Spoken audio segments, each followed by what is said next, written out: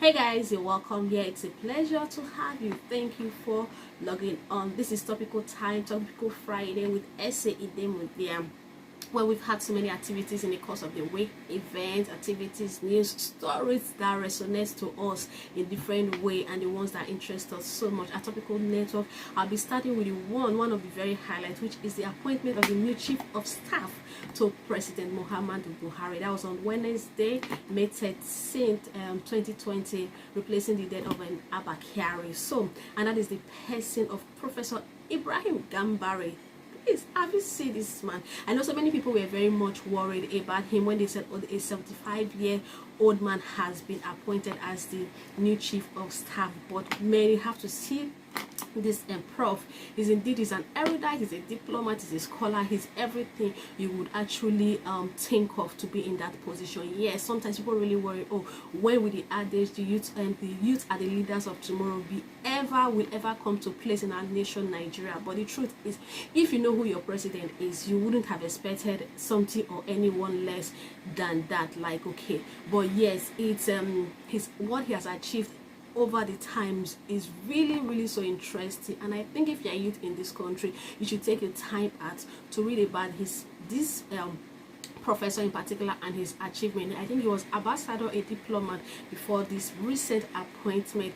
He's 75 years old. Like, it's actually something you would want to frown at, but looking at what he has achieved, his achievement, his career, his progression, and what he has, and also his wealth of knowledge, experience, skills, and so many people say, you know what, he's one of the right person to be at the position. There was something that struck me, like recently I was just thinking, okay, if we have senior advocate of Nigeria, that's Professor Yemi Osinbajo as the vice president, now we have this professor again as the chief of staff. We should be expecting so many good tons of things in Nigeria. There should be a ton of event into positive light, because people are actually looking up to him to bring his expertise and knowledge to work in Nigeria and make things at least better for us. We know that in Nigeria we've had promises and fail of government and all of that, but I think we should be very positive at this, that he should be, or he would be able to advise president on the best situations and solutions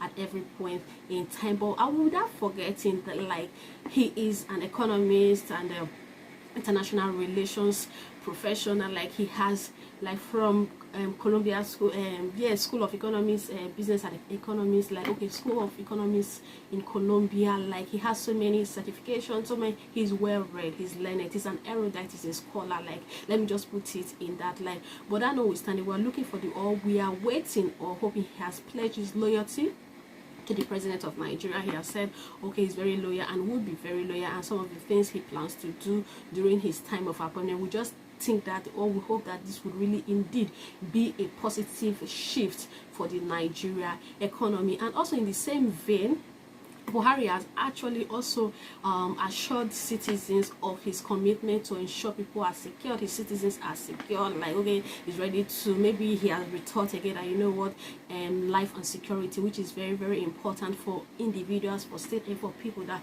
he will really work on this to ensure that he has assured us again of that.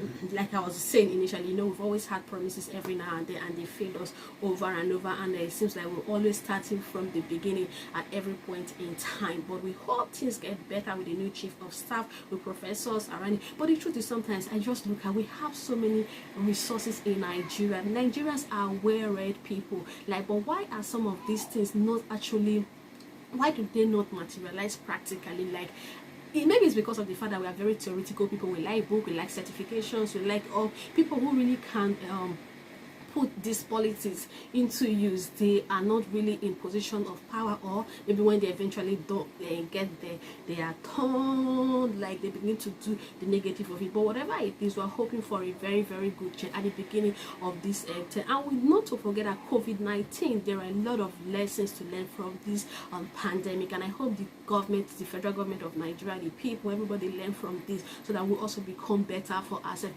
Another news that I'd like to talk about is the feeding of school children while on lockdown. I think there was an uproar of this when it was announced in the course of the week, like, okay, the government planned to spend about, I think, 600 or something million daily on feeding children. So many people are saying, you know what, this is scam, this is fraud, this is another way where the minister like to siphon money, embezzle money.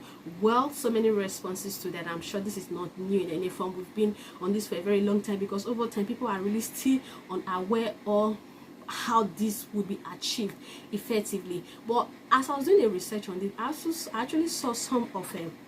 Let me read it out very. So the federal government says the home growth school feeding programs will resume on Thursday, May 14, 2020 in Abuja, and subsequently in Lagos, Ogun State, and other states. Like, I don't even really understand, like, at this daily state, out of 36 states, you're starting with 3. Why are you even starting with 3 in the first case? Like, people have been asking for palliative, people have been asking for stimulus, family, they've not got it, but now you just come up with this.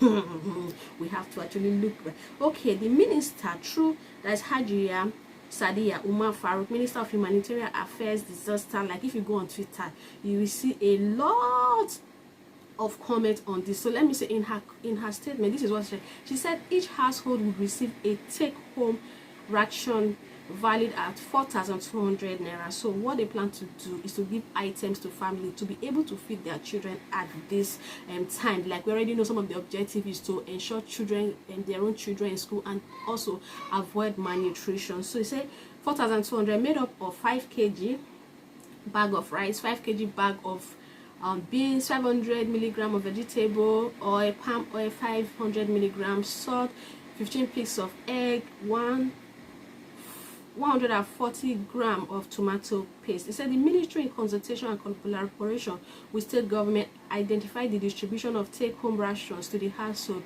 of the children on the program as a feasible method of achieving this directive. This is a globally accepted means of supporting children to continue to have access to nutrient rich despite the disruption of the traditional channels of school feeding by the pandemic. So this is what I saw. I was actually trying to get reason, like, okay, what about this? I saw this on Pulse News that, okay, this is what they plan to do. I know there's upright, so but my concern about this, so many upright, so many people do not even know. Even Ministry of Education, NAS, some of the educational bodies, they are really not aware of this, and everybody is clamoring like this is as also another opportunity where the federal government, the minister in particular, wants to get money out of the system of this pandemic by all means. I think well, let's see how it unveils, but the truth is, whether we like it or not, there is a reason they actually let me not say it too much. Okay, another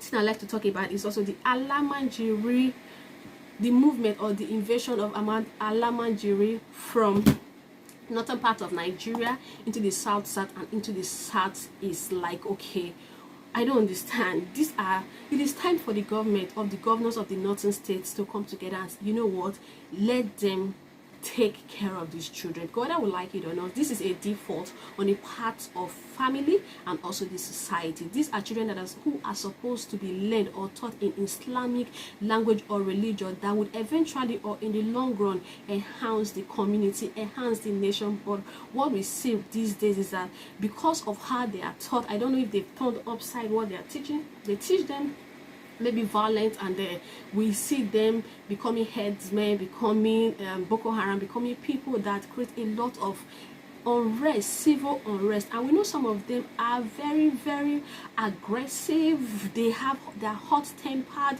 So this is an offshoot of what is obtainable. It is time for people, my contribution on this is, it is time for governors of the northern region to take a critical look at this situation, because these children were not born by themselves. These children were not born into themselves. They were born by parents. They were born by parents who cannot cater for them.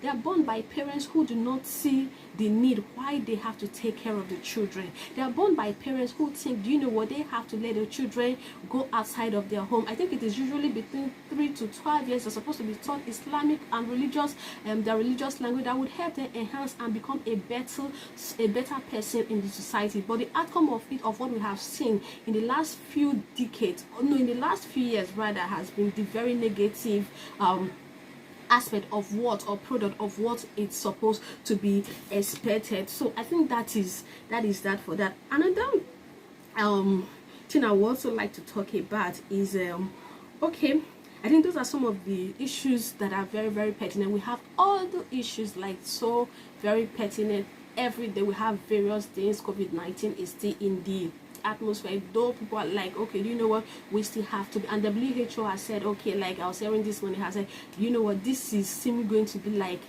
a pandemic or a disease or a virus that would stay over time, like maybe the HIV. So what that means is we all have to be very, very careful. The beautiful, like, okay, unlike HIV, which is majorly transmitted through blood, and other one, this is, I don't even know, because today there's this postulation today about COVID-19, tomorrow you see another one, next tomorrow it's still like they call it novel. Everybody, scientists, researchers are still actually finding means or solution to it, or even trying to understand this disease very well. So it is very advisable in the time. Today is May 15th, we're still at home. I think it's about a month and 2 weeks now that we've been on lockdown in my country, Nigeria. So it is still advisable that everybody, whatever you have to do, if you do not have any significant thing doing out there, stay in the comfort of your house.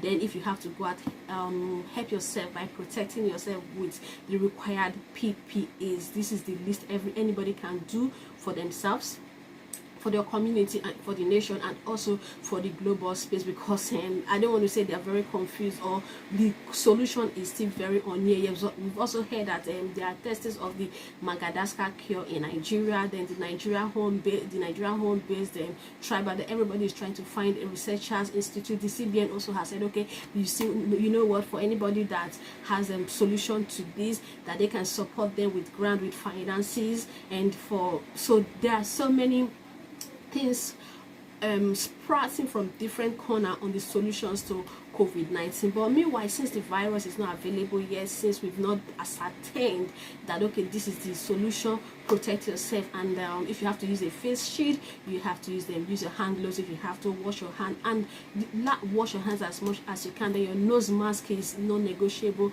and you should have your hand sanitizers very close by to you, so that when you have a need to use them, when you're not close to water, you will do that. So today is Topical Friday. So does it look like Friday anymore? Whether we like it or not, it's still the day of the week. It's Friday. We have many activities we usually plan before this time, maybe religious, social, educational, but whatever it is, technology has made us know that we can do this from the comfort of our home. But the truth is, man and his environment, man still needs the social environment, man still needs, so all these things are very minimal. Yet there's lockdown, there is coffee, but we still have 1 or 2 times to go out. So whatever you have to indulge in this week, try as much as possible to be very safe, because your family loves you, we love you. And then I think I have to drop the curtain here, but before I do that, I like to ask you, I hope you like this video. If you do, kindly give me a like here, and have you subscribed? If you haven't, kindly do that. This is Topical Network, where we're talking about some of the very topical issues in our nation, Nigeria, as they interest us. I'm Essie Demuda, your very topical guy. It was a pleasure having you on my channel.